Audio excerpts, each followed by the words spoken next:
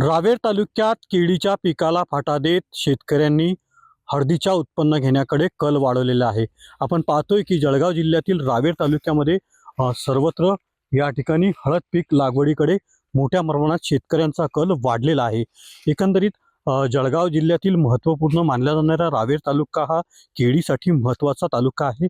सर्वत्र केळीची लागवड या ठिकाणी होत असते।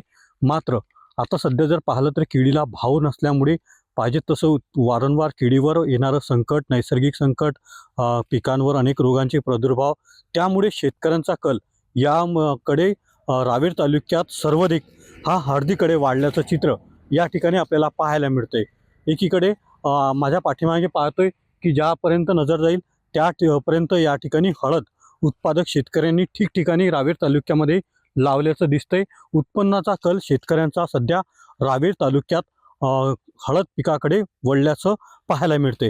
आपण पाहतोय की या ठिकाणी उत्पन्न देखील शेतकऱ्यांचं भरगच्च येण्याचं दिसतंय।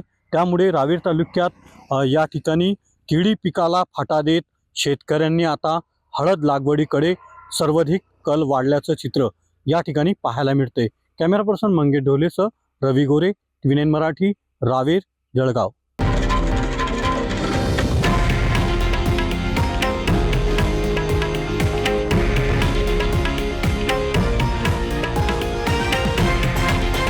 हे आहे देशातील नंबर 1 न्यूज नेटवर्क आणि आपण पाहत आहात TV9 मराठी, एकमेव।